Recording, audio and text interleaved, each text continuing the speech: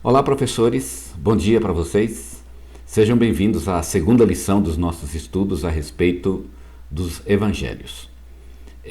A segunda lição, assim como a primeira, ainda está no nível introdutório, tá ok? Nós não entramos ainda no texto dos evangelhos e a nossa previsão é de que a gente tenha 3 aulas introdutórias. A primeira a gente teve domingo passado, que foi sobre o contexto social e político. A segunda a gente tem domingo agora, que é a respeito do contexto literário, e a terceira, também dentro do contexto literário, a gente deve fazê-la então no outro domingo. A ideia é fazer qual é a história dos evangelhos, né? Qual é a cronologia, porque os evangelhos eles parecem, né? A gente tem um evangelho que é diferente e 3 evangelhos que são iguais. E a nossa proposta é estudar essa história para ver em que medida eles são iguais e em que medida eles são diferentes. Isso é bem importante, vocês vão ver, vai ajudar a gente e facilitar muito o nosso aprendizado quando a gente tiver que estudar cada evangelho em particular. E depois, quando estudarmos então os evangelhos isoladamente, a nossa proposta é estudá-los então pelo menos umas 2 lições para cada evangelho, tá bom? Vamos lá então, vamos falar um pouquinho mais a respeito dessa parte introdutória, dessa vez falando a respeito do contexto literário. Bora lá?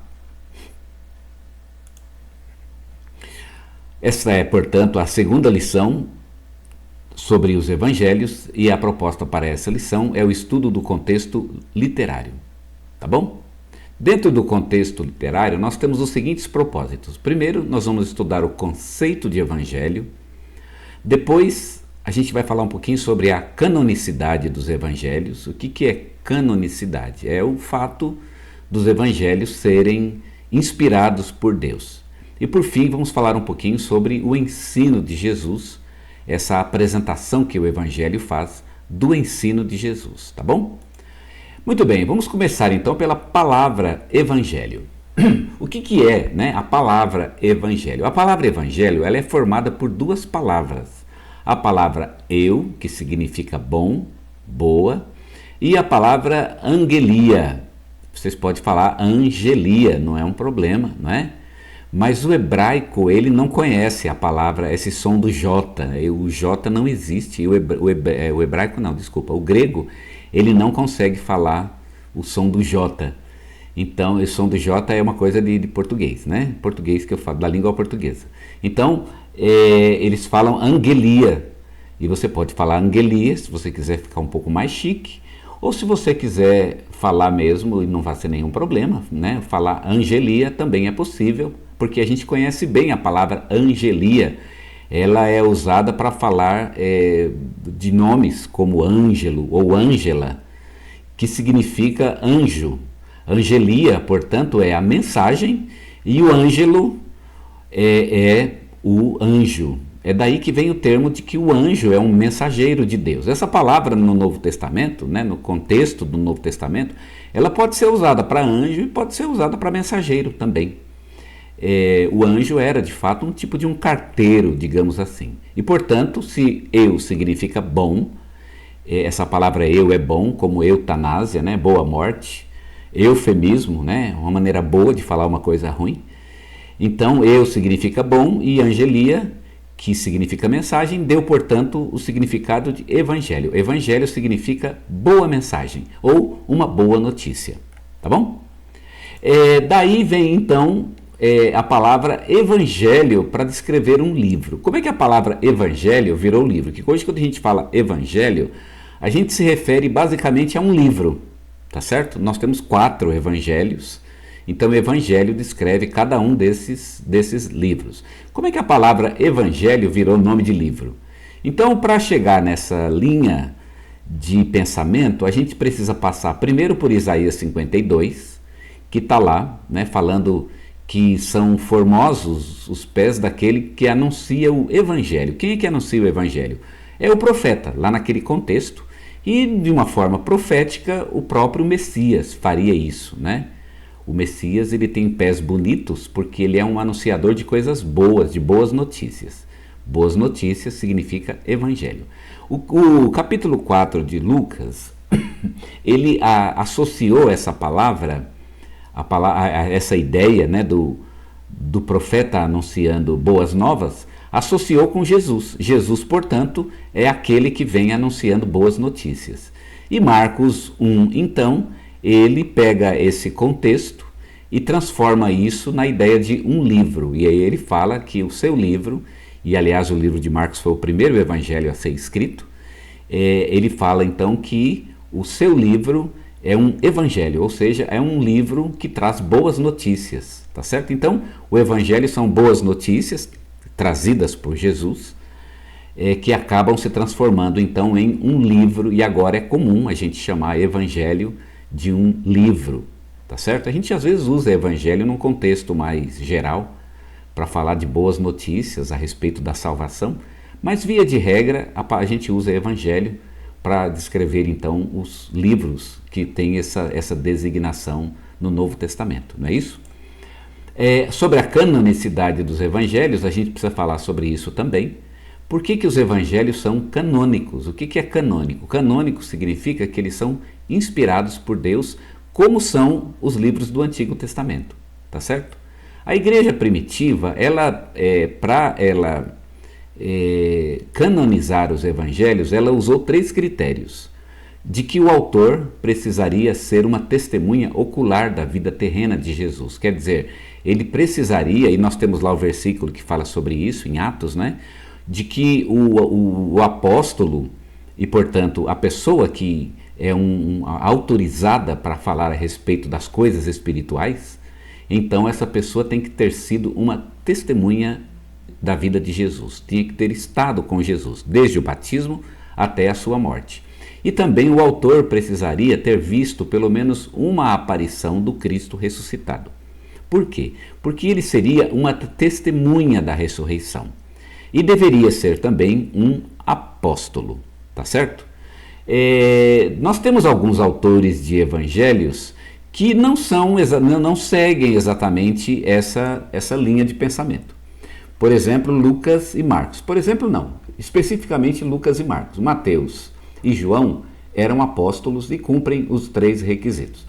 Agora, Lucas e Marcos não cumprem. Provavelmente Marcos conheceu Jesus, existe a tradição diz isso, e alguma evidência textual muito subjetiva, mas está lá, não é? Que a gente não vai falar agora, de que Marcos tenha conhecido Jesus enquanto era vivo.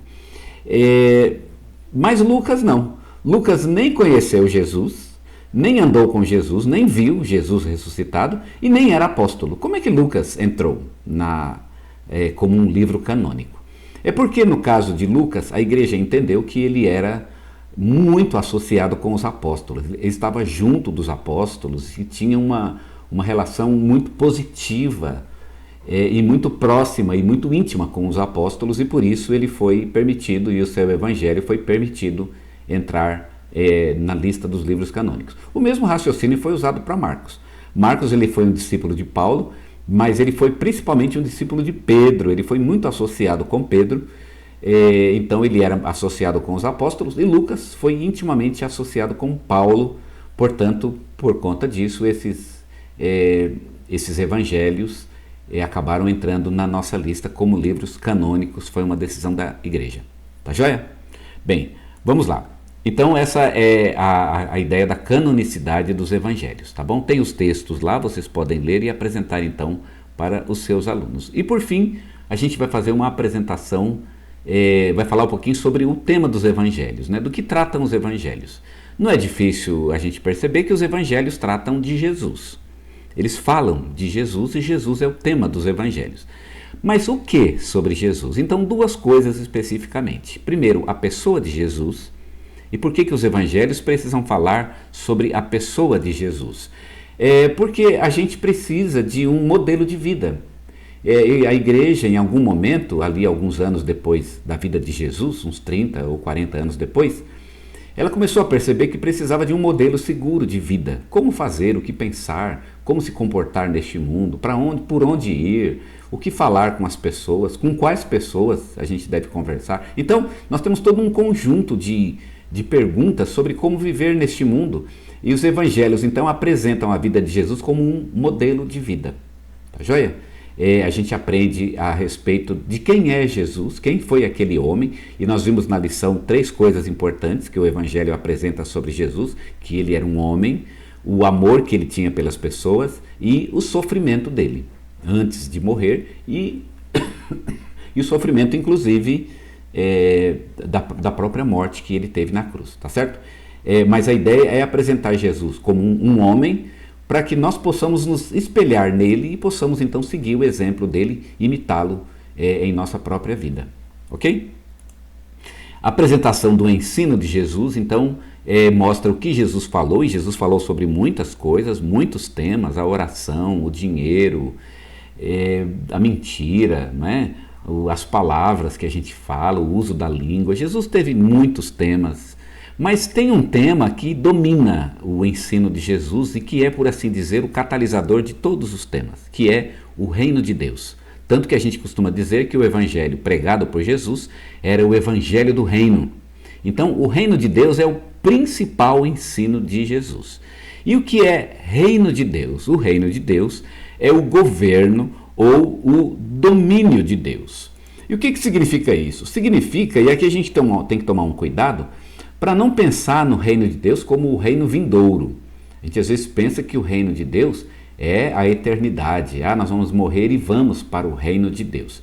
Isso é verdade, mas não é toda a verdade e nem é a principal verdade dos evangelhos. A principal verdade dos evangelhos e do Novo Testamento como um todo não é que a gente vai morrer e vai para um outro lugar, mas é de que a gente tem que viver neste mundo, no reino de Deus, neste mundo. Então o reino de Deus, ela é uma realidade que começa neste mundo.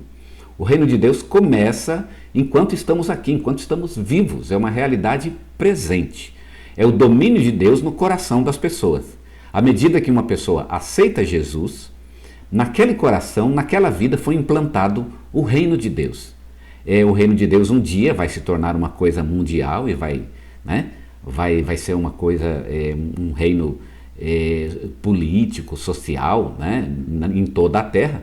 Mas antes mesmo que isso aconteça, o reino de Deus já está presente neste mundo. Então, o que a gente tem que fazer é pregar o reino.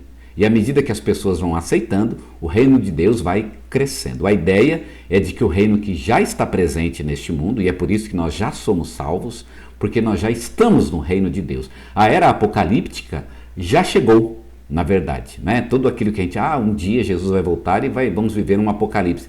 Na verdade, o apocalipse já começou. A morte de Jesus, ela já faz parte de um evento apocalíptico e a sua ressurreição também, e por isso o reino de Deus já está neste mundo. Jesus, ele fala que o reino de Deus não está lá, longe, ele está dentro de nós, dentro do nosso coração. Portanto, o reino de Deus é uma realidade presente e essa é a principal mensagem dos evangelhos, o reino de Deus. É daí que vem todos os outros ensinamentos. Tudo que Jesus vai falar a partir de então é como devemos viver no reino. O Sermão do Monte, por exemplo, ele é um sermão a respeito de como devemos nos comportar no reino de Deus. É claro que o problema de se comportar no reino de Deus não é lá no céu, lá não tem problema, lá a gente vai se comportar direitinho. O problema é agora, que nós ainda não estamos lá, mas temos o desafio de ter um bom comportamento neste mundo, que é o lugar onde Deus está implantando o seu reino. Como viver o reino de Deus num mundo que não é ainda o reino de Deus, mas que está caminhando para ser. Então esse é o desafio dos evangelhos e o principal tema dos evangelhos. Está aí um negócio bem legal para falar com os alunos e para terminar com isso, desafiando eles a lerem os evangelhos e aprenderem nos evangelhos como se comportar no reino de Deus que já está presente neste mundo. Quer dizer, o reino de Deus convivendo junto com o reino do mundo e, pior ainda, convivendo até mesmo junto com o reino de Satanás. Como fazer isso? É um desafio gigantesco, mas vamos conseguir, né? Vamos conseguir ensinar aos nossos alunos, mas também vamos conseguir nós mesmos praticar essa verdade e vivê-la então em nossa própria vida. Amém? Que Deus abençoe você e que você tenha uma aula muito abençoada explicando então essas verdades e esses conceitos introdutórios para os seus alunos.